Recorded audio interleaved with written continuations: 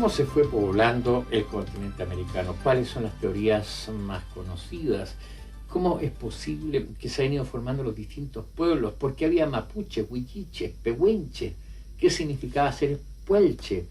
¿Qué eran los canoeros? Bien, en este primer capítulo vamos a conocer el poblamiento de América y los aborígenes que vivían en este territorio cuando viene la primera conquista de los incas y luego la conquista española. Acompáñenos.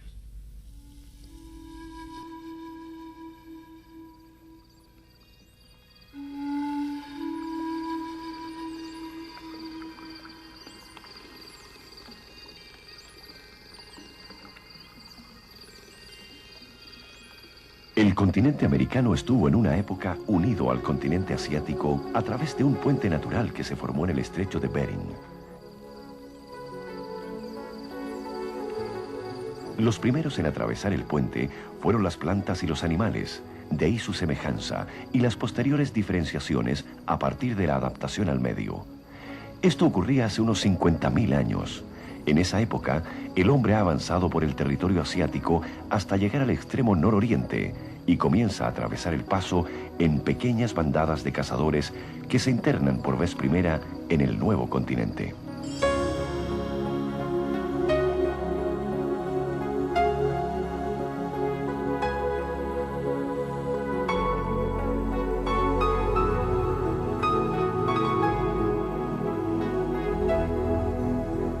Esta es la teoría más aceptada en cuanto a que define el ingreso de los primeros pueblos al continente americano desde el continente asiático.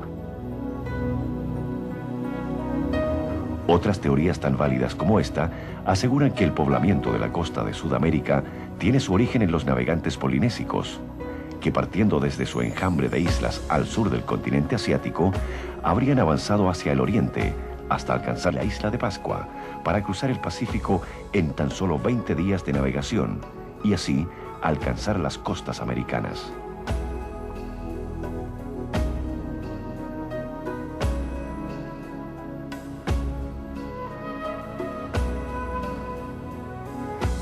Finalmente, una tercera teoría señala que la zona austral fue poblada por aborígenes australianos.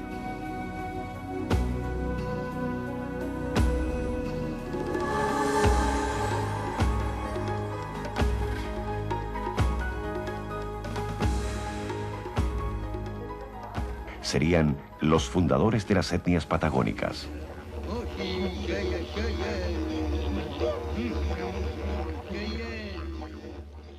La existencia de hombres en este continente fue una sorpresa para los europeos que lo descubrieron.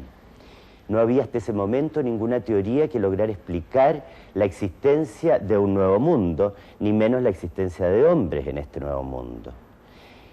Los europeos, entonces, desde ya esa época comenzaron a elaborar teorías que pudieran explicar la presencia del hombre en América. Tenemos muchas de ellas. Recuerdo en este momento la migración transpacífica postulada por Paul Rivet, que pensaba que América había sido poblada a través de la Polinesia, haciendo un puente entre todas las islas en el momento en que el mar estuvo más bajo que hoy. Pero sin duda alguna, la que hoy día tiene más visos de verosimilitud y que ha sido comprobada como probablemente la más verdadera, es aquella que dice que el hombre llegó a través del estrecho de Bering, en el cual el continente americano y el continente asiático casi se tocan. El estrecho de Bering habría estado unido al continente en las épocas de las grandes glaciaciones, hace alrededor de 40.000 años, en varias ocasiones, por el descenso del nivel del mar y también por la tremenda acumulación de hielos. Pues bien, el hombre entonces, desde hace 40.000 años, habría estado pasando hacia América en sucesivas oleadas, persiguiendo la fauna que también atravesaba por este pasadizo. A partir de la retirada definitiva de los hielos, nuestro continente va a sufrir importantes cambios climáticos, especialmente en temperatura y humedad. El cambio más acentuado se produjo en la actual América del Norte, alrededor del 8000 al 5000 a.C., donde el clima adquirió características más frías y húmedas. Le siguió otro entre el 5000 y el 2500 antes de la era cristiana, más cálido y seco, a partir del cual sobrevinieron las actuales condiciones climáticas de nuestro continente.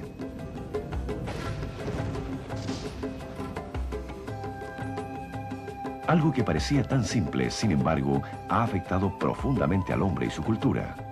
En el período de mayor frío y humedad, las bandas de cazadores subsistían fácilmente en medio de bosques, donde la caza de milodontes, caballos y osos constituían su alimento diario.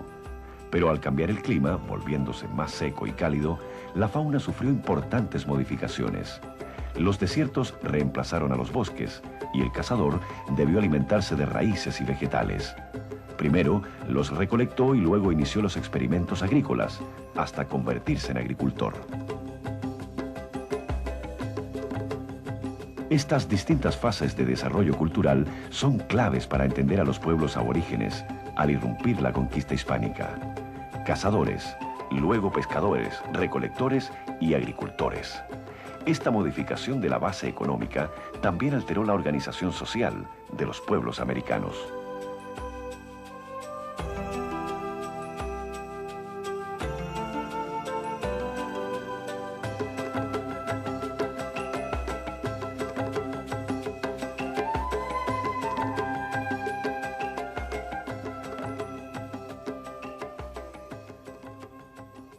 Los cazadores se organizaban en bandas nómadas que iban de un lugar a otro, donde la base estaba formada por el grupo familiar.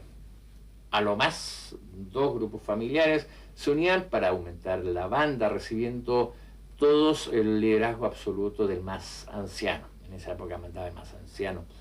Pero en la medida en que se van haciendo más sedentarios, en la medida en que se van deteniendo en lugares, en la medida en que empiezan a dedicarse a labores agrícolas, de incipiente agricultura, obviamente que cambia la relación sociopolítica del grupo. Y esto hace que las tribus necesiten un nuevo sistema de administración.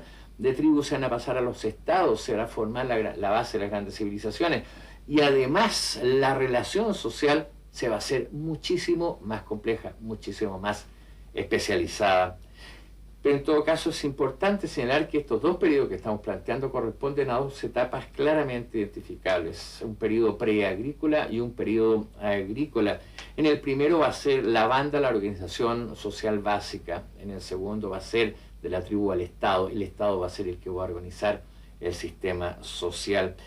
En nuestro país, el desarrollo de estos dos procesos no va a ser homogéneo, si a esto agregamos, por supuesto, las características geográficas de Chile, donde hay distintos climas tanto en la zona norte, central como sur y austral. Por lo tanto, cuando llegan los españoles en el territorio chileno va a haber distintos estados culturales. Va a haber pueblos preagrícolas, va a haber pueblos agrícolas, va a haber pueblos cazadores y va a haber pueblos recolectores. No va a haber una igualdad cultural en los pueblos que habitan Chile en el momento de la conquista española. Chile presenta precisamente grandes áreas ecológicas. Área norte, desde Arica hasta Aconcagua. Área central, desde el río Aconcagua hasta el río Biobío. Área sur, desde el río Biobío hasta la isla grande de Chiloé. Y una última, el área del extremo sur, desde la isla de Chiloé hasta el Cabo de Hornos. La fecha del avance de las primeras bandas que penetraron en la zona norte no es muy precisa, pero se calcula que alrededor del año 10.000 a.C. se establecieron en la zona cordillerana. Los restos más antiguos se han encontrado al noreste de San Pedro de Atacama y se denomina Gachi I. Utilizaban unas toscas hachas de piedra ligeramente aguzadas en una de sus puntas, pero hacia el 7500 a.C. ya habían desarrollado nuevas técnicas, con cuchillos y raspadores, armas y herramientas para trabajar pieles. Posteriormente el uso de morteros muestra que estos cazadores primitivos van alternando su dieta con vegetales recolectados.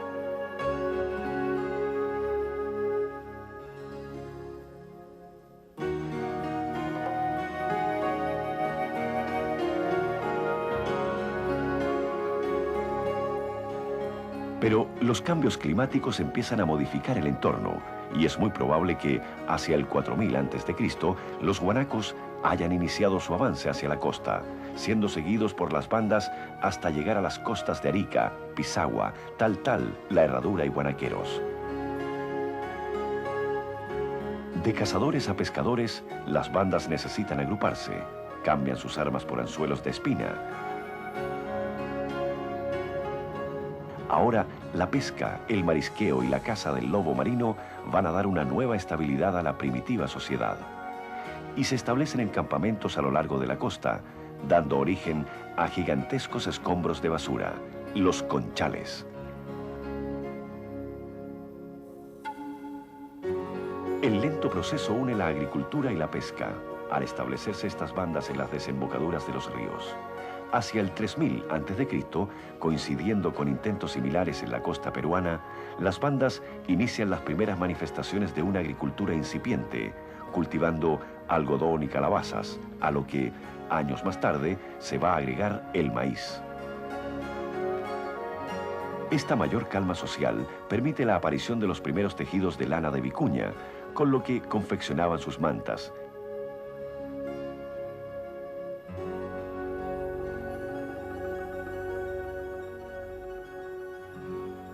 Y de tejidos de fibra vegetal, con lo que fabrican esteras para